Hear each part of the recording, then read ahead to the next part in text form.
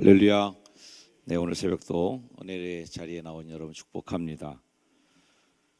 낙심 아웃이라고 하는 주제를 가지고 이번 사순절 또 고난주간에 말씀을 묵상 중에 있습니다.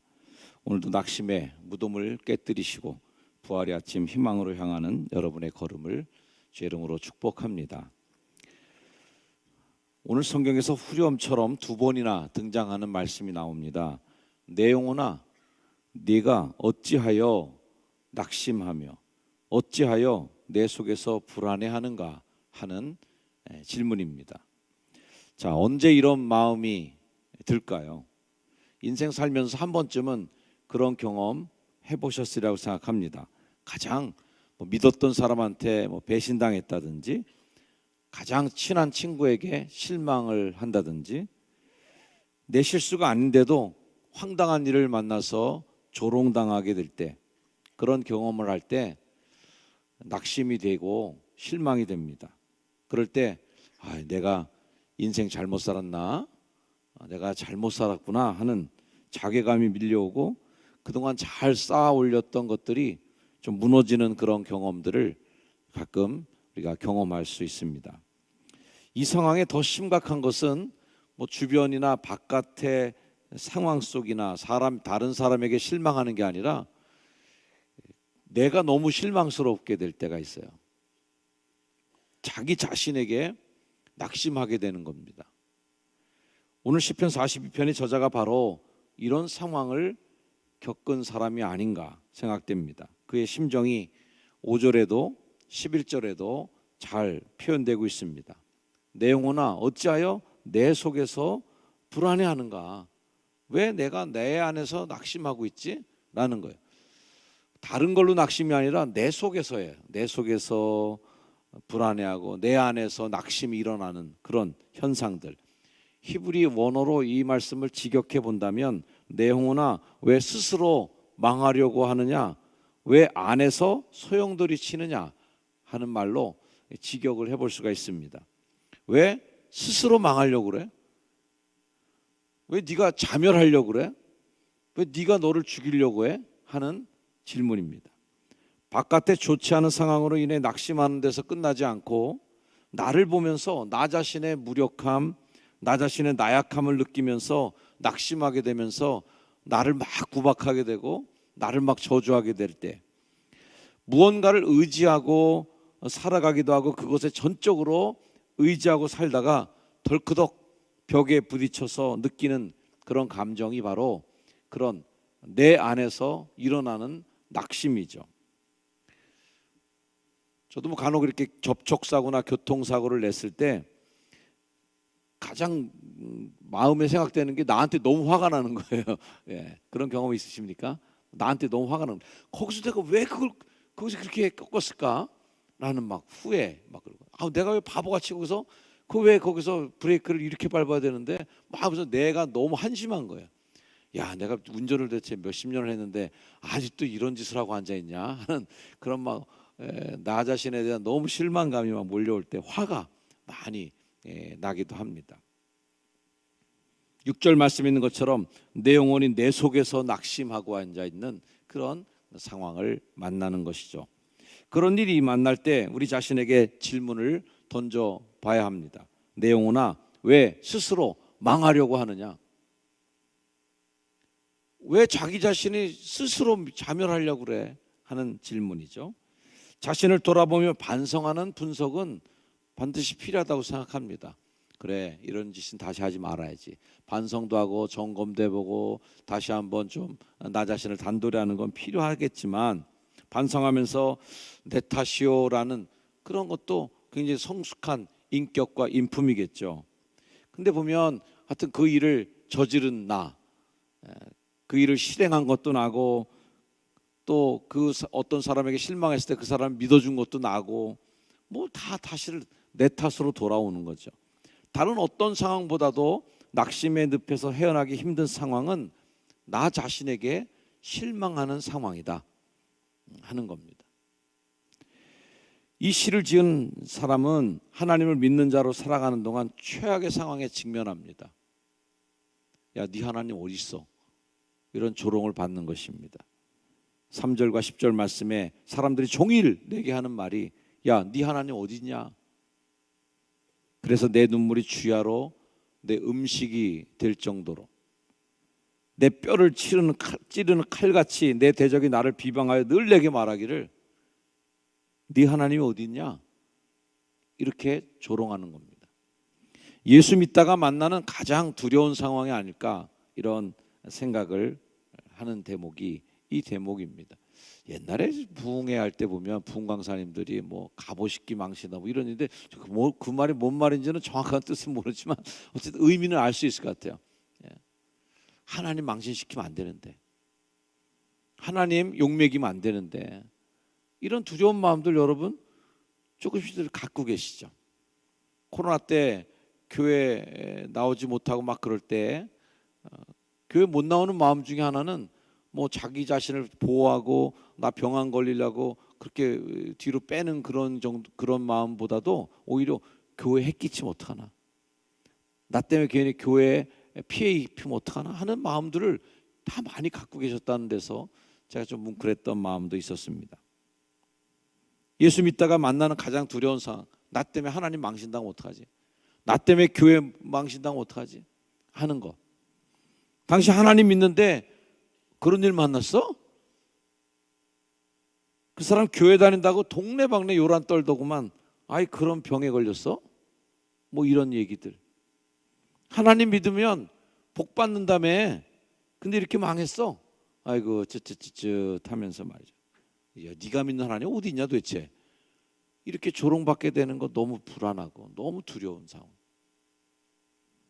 아마 이런 일을 만나면 나 자신에게 너무 실망하고 나 자신을 너무 미워하게 될 것 같은 그런 마음도 있는 거죠. 오늘 이 시를 지은 고라 자손에게 들이닥친 이런 질문 앞에서 그 고라 자손들은 어떤 선택을 하게 되었을까? 이 시는 고난을 통과한 사람들의 노래라고 이렇게 불러주고 싶습니다. 오늘 시편의 장, 여러분 성경을 갖고 있는 분들은 장 옆에 번호에 이렇게 표제어가 적혀 있죠. 고라 자손의 마스길, 인도자를 따라 부르는 노래라는 글이 적혀 있을 겁니다. 마스길이 뭐냐면 교훈이라는 뜻입니다. 고라 자손의 교훈. 고라 자손이 깨달은 바가 있는 시라는 의미를 갖고 있습니다. 고라 자손이 전해주는 교훈, 그들은 어떤 교훈을 얻었을까요? 이런 상황을 만났을 때 눈물이 주야로 내 음식이 되고 있는 그 상황에서 그들이 얻은 교훈, 왜 내 속에서 낙심이 일어나고 불안이 일어나는가 하는 그런 고통 앞에서 그들이 깨달은 교훈은 무엇일까? 먼저 고라가 누군지 좀 잠깐 알아볼 필요가 있습니다. 이 시편 42편을 기록한 고라 자손은 고라의 자손들, 뭐 딱 보면 알겠죠? 고라가 누구냐면 민수기 16장 말씀을 보면 고라라는 사람이 나오는데 레위 지파 사람 중에 하나예요. 이 사람이 불만을 갖습니다. 야, 제사장은 아론과 그 자식들만 하는 거야 이거? 왜 나는 못 돼?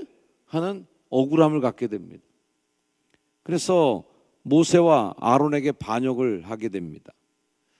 왜 아론만 대제사장하고 앉아있어? 나는 뭐야? 하는 거죠. 그래서 그 반역을 주도했고 하나님은 이 고라의 반역에 분노하셔서 지진이 일어나고 땅이 갈라져서 고라와 그 일당들을 다 땅에다가 묻어버리는 그러한 일들이 생깁니다.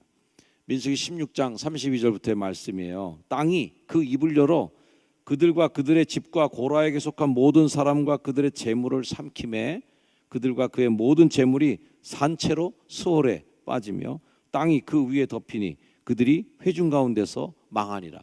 이게 고라 자손들의 조상이신 고라입니다.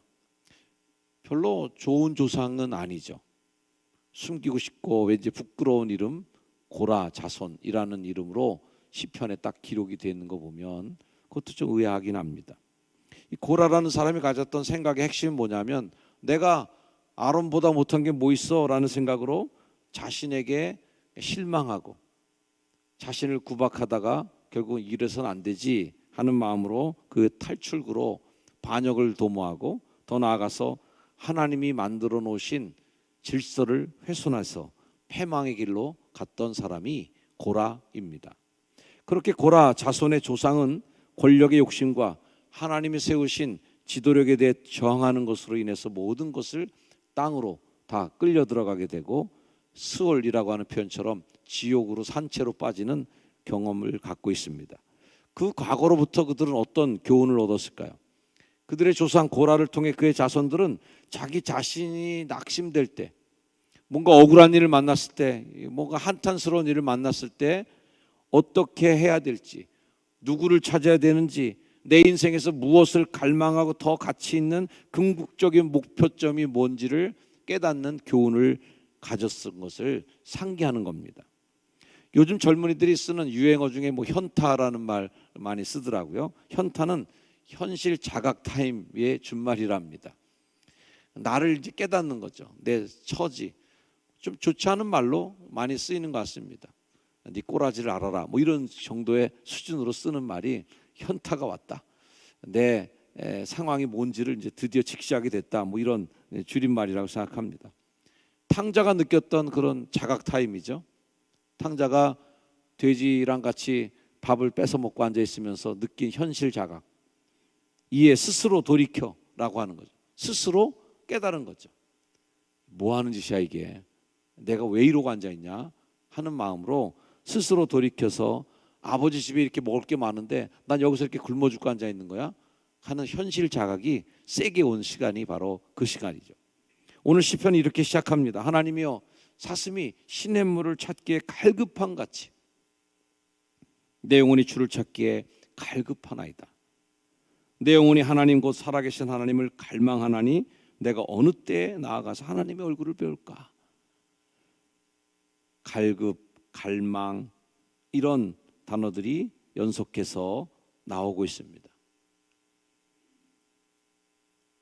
내 안에서 낙심될 때, 내 안에서 불안감이 스물스물 올라오고 나에 대해서 실망감이 슬슬 몰려올 때 나를 더 구박하고 나의 뭔가를 내 안에서 찾으려고 하는 게 아니라 그가 느끼는 교훈은 이럴 때일수록 하나님을 갈망해야 되는구나.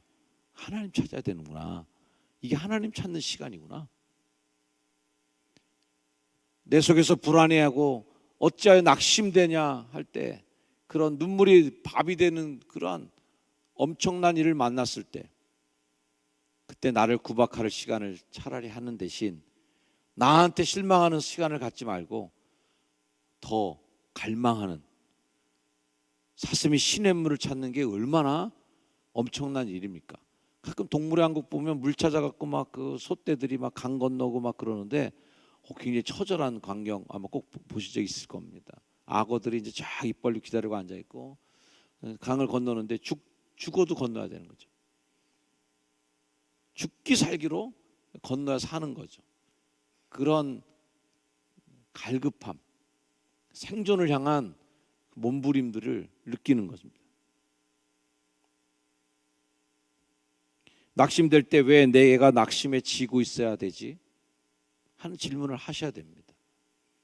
낙심될 때 왜 내가 여기 있어야 되지? 탕자가 스스로 돌이켰던 것처럼 내 아버지 집에는 먹을 것이 많은데 나 여기서 왜 이러고 돼지랑 같이 먹고 앉아있냐? 하나님 나한테 그렇게 존귀한 하나님의 자녀가 되는 권세를 주시고 천국 백성이 되는 그 명예로운 그 일을 내게 허락하셨는데 나 여기서 이렇게 사람들이랑 같이 아기다툼하면서 그냥 거기서 둥길고 앉아있어서 돼지처럼 그렇게 이러고 살아야 되나 내가? 하는 진정한 나 자신에 대한 자각 타임을 가지고 하나님을 바라보는 더 갈망하는 마음으로 그분을 찾는 자세로 전환되는 것입니다. 하나님을 향한 목마름을 느끼며 더 갈망하며 하나님을 찾을 때가 바로 왜 낙심되고 왜 내 속에서 불안해하는가 할 때에 해야 될 일이라는 거죠. 오늘 말씀은 너는 하나님께 소망을 두라라고 권면합니다. 이게 교훈이죠. 고라자손의 맞길. 하나님이 소망이구나. 할렐루야. 혹여나 그 낙심의 이유는 내가 나의 소망은 아니었는가? 혹시나 그 낙심의 원인은 내 아름다움이, 또 내가 갖고 있는 소유의 뿌듯함이 그게 자랑거리나 그게 소망은 아니었을까? 그래서 그게 무너지고 그게 사라지고 그게 스물스물 없어지게 되면 낙심이 일어나고 막 불안감이 막 속에서 솟아났어. 내 속에서 막 그런 감정들이 걷잡을 수 없게 일어나고, 이런 현상들이 몸의 질병으로, 우울감으로, 공격성으로, 불만으로, 불평으로, 불순종으로 다 치닫는 마음들이죠. 낙심과 불안을 극복하는 것은 그 자리를 소망으로 채우는 것임을 고라자서는 깨닫게 됩니다. 그리스도 안에 있을 때 세상이 주는 불안은 하나님이 주시는 평안으로 대체가 될 것입니다. 내 안에 거하라. 평안을 내가 너에게 주겠다. 사람이 주는 두려움은 하나님이 일하시네라는 소망으로 변화가 될 것입니다. 하나님이 일하시지. 낙심과 불안은 물러가고 주님이 나타나실 때, 그분이 도와주실 때 평안함이 여러분의 삶을 채우는 하나님의 평안, 하나님이 주시는 안정감이 여러분의 인생을 채워나가는 힘이 되기를 주의 이름으로 축원합니다. 그게 예수 믿는 덕 보는 거 아니겠습니까? 예수를 믿으면서도 똑같이 불안하고 똑같이 낙심되고 똑같이 실망하고, 예수 믿는 우리는 그것을 갈망함으로 하나님께 소망을 둠으로 채워나갈 때 여러분 인생과 삶 속에 좀 더 다른 삶이 열려지지 않겠습니까? 시편 오늘 말씀 11절 말씀을 다시 한번 같이 읽겠습니다. 시작. 내 영혼아 내가 어찌하여 낙심하며 어찌하여 내 속에서 불안해하는가? 너는 하나님께 소망을 두라. 나는 그가 나타나 도우심으로 말미암아 내 하나님을 여전히 찬송하리로다. 아멘. 찬송이 끊긴 분 계십니까? 낙심과 불안에 묶여 있는 분이 있습니까? 하나님께 소망을 두라. 하나님 말씀 붙잡고 부활의 소망으로 힘차게 걸어나가는 여러분 되기를 주의 이름으로 축원합니다.